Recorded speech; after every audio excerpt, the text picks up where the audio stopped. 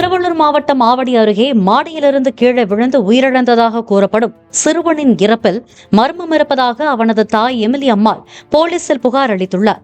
மாடியில் தென்னை மரக்கிளையை அறுப்பதற்கு வீட்டு உரிமையாளர் லிவிங்ஸ்டன் அழைத்துச் சென்றபோதுதான் தனது மகன் உயிரிழந்ததாக எமிலி அம்மாள் குற்றம் சாட்டினார்.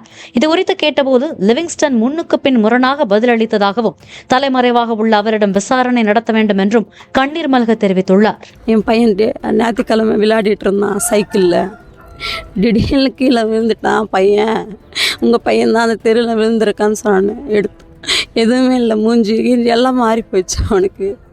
நாங்கள் போயிட்டு ஹாஸ்பிட்டலுக்கு அவனை காப்பாற்றணும். ஆனால் விழுந்த உடனே ஸ்பாட்லேயே அவன் இறந்து போயிட்டான்.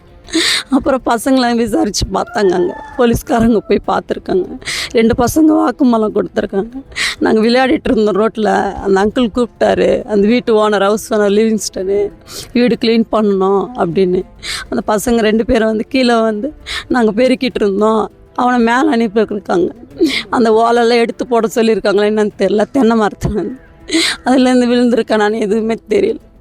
கேமரா 2 கேமரா இருக்குது அந்த தெருவில். ஆனால் காட்ட மாட்டேன்றாங்க அந்த கேமரா. இதுக்கு என் பையன் விழுந்த மாதிரி இனிமேட்டு யாருக்கும் அந்த மாதிரி நடக்கக்கூடாது. இதுக்கு நீங்கள் தான் எடுக்கணும்.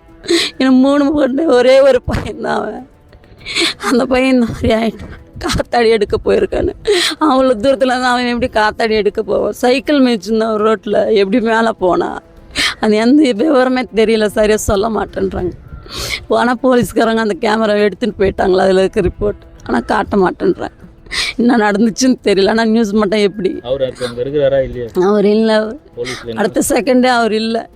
நாங்கள் இப்போ கேட்டதுக்கு காலையில் எதுக்கு இந்த மாதிரி ஆயிடுச்சு, எப்படி நீங்கள் கூப்பிட்டீங்க வேலைக்கு அப்படின்னு கேட்டால், நான் எப்போ கூப்பிட்டேன், அவன் யார் எனக்கு தெரியாதுன்னு அப்படி சொல்கிறாரு. அப்படி தெரியாதவன் எப்படி மேலே கதவு எப்படி திறந்து மேலே போவான்? எப்படி தவறி விழுந்திருப்பான்? அதுக்கு எதுவுமே பதில் சொல்லாமல் நெக்கில் பதில் சொல்லுவார். வீடு இடிச்சுக்கோங்க, மாடி தானே இடிச்சுக்கோ அப்படின்னு சொல்லிட்டு வண்டி எடுத்து போனவர். அதுக்கப்புறம் அட்ரஸே இல்லை. அவர் மேலே நடவடிக்கை எடுக்கணும். என் பையனுக்கு நடந்த மாதிரி இனி யாருக்கும் நடக்கக்கூடாது அந்த தெரு. பிளே ஸ்டோர் மற்றும் ஆப் ஸ்டோரில் இருந்து பாலிமர் செயலியை QR கோடு மூலம் பதிவிறக்கம் செய்யுங்கள். செய்திகளை உடனுக்குடன் பெறுங்கள்.